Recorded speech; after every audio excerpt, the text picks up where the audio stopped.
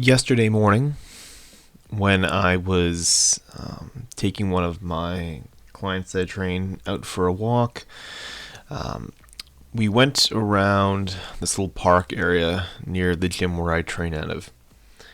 And next to the park is a bridge that goes over a river, and on it was this older gentleman that was fishing. I'd guess that he was probably like, I don't know, probably like early 60s. Turns out, though, that he was 79.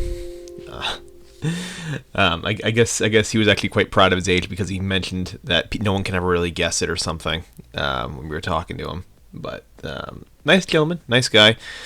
He was fishing, and as we were kind of walking by, we kind of stopped for a minute. And the person I was training with was kind of asking him questions. They're a bit talkative, so the gentleman was talking about how he's fishing for salmon, and basically what he does most of his days now is he does that.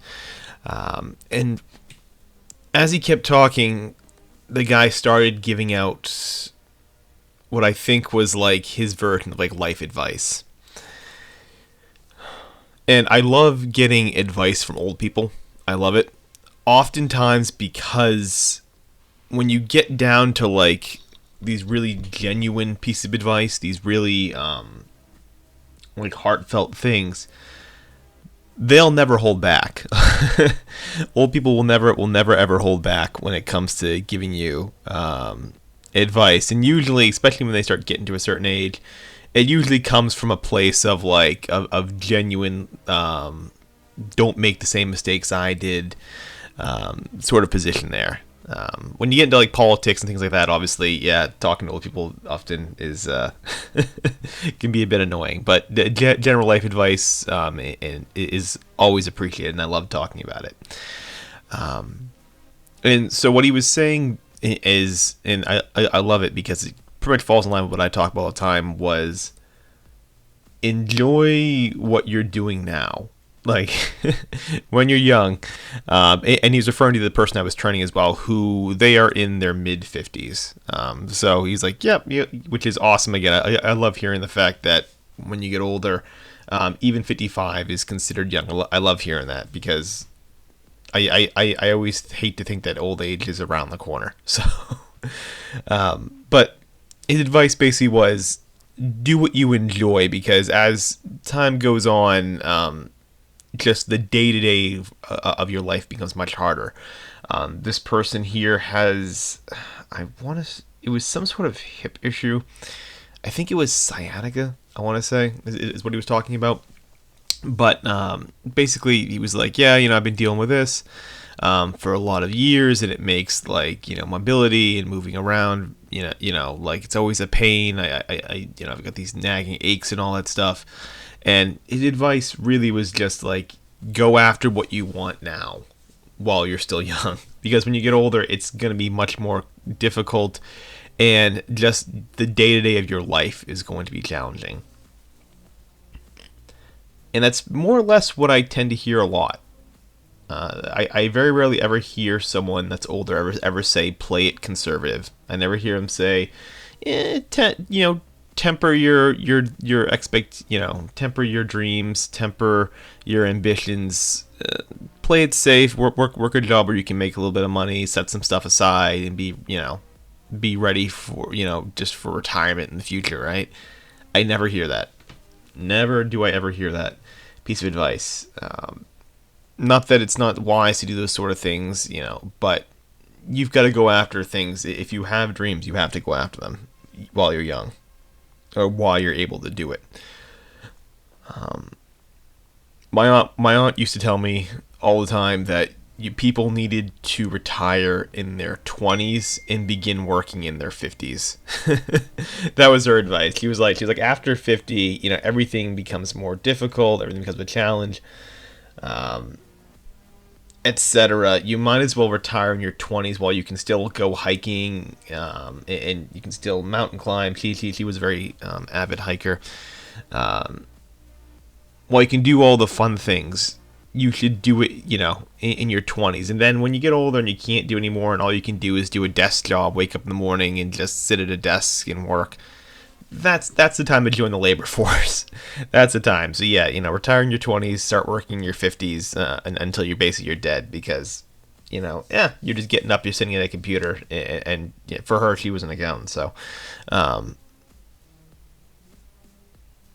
that was kind of her life philosophy, and I think it's the same thing. It's the same general advice there, which is go after what you want while you're young. And man, it's good to hear that, and it's good to have that kind of reinforcement. A lot of what I do, as radical as last year, quitting my job last year, to take 6 months off to write.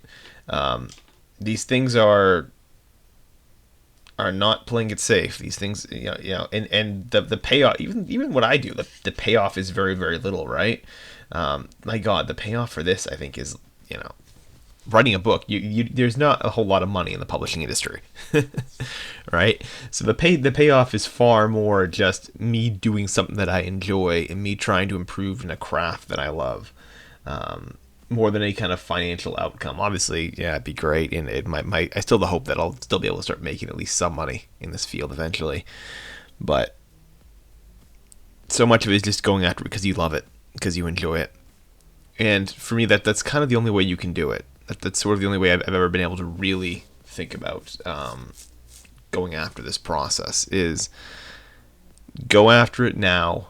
Don't wait till later, and forget the payoff. The memories that you will have is your payoff. The waking up every day, like last year, waking up every day for 6 months, feeling awesome, feeling rejuvenated, no longer feeling burnt out, feeling the sense of like just general happiness, and you're not going anywhere. You're not doing anything. I wasn't on vacation. I didn't travel at all. I was at home, but just waking up and going, okay, now I can go. I can work on my writing. I can take care of some things in town. Maybe go for a walk outside in the afternoon. What have you?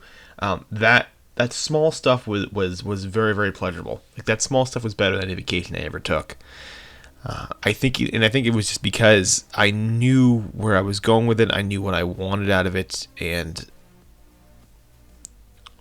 the satisfaction in my life comes from going after things I enjoy rather than these small kind of moments of just general hedonism of something like a vacation.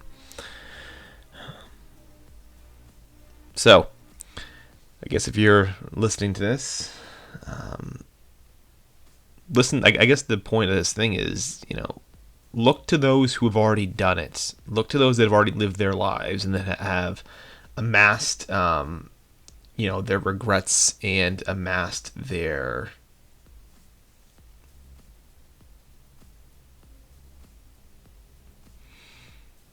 successes. We'll call it that. Look to them, because they'll tell you, and it's not like going. You don't have to, like, again. It's not like you're going to, like, some nursing home or working in hospice and asking people, like, on their deathbed or whatever, what their regrets of life are. Just talk to, when you see old people, right? They'll share it. Just chat them up for a minute. They'll start talking. See what their regrets are. See the things that they went through. They can only ever speak from their experience, so you should never take anything as dogma. But in general, I think you'll start to gain a consensus of opinion if you talk to enough people. The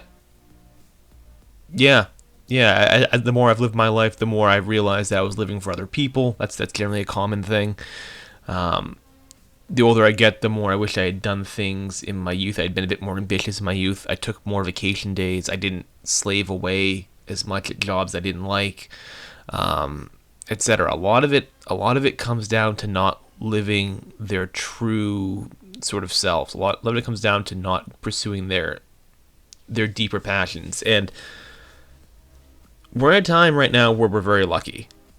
If you were, again, I've said this before, the Homo sapien has been around for, again, somewhere between 100,000, 200,000 years, and for 9% of it, it's been torture, it's been misery. You'd be dying from your teeth rotting in your mouth, and women would be, like, half the women would be dead in childbirth or something like that. You know what I mean? Like, the fact that you can go after this now is awesome. You're in a really good position if you're listening to this.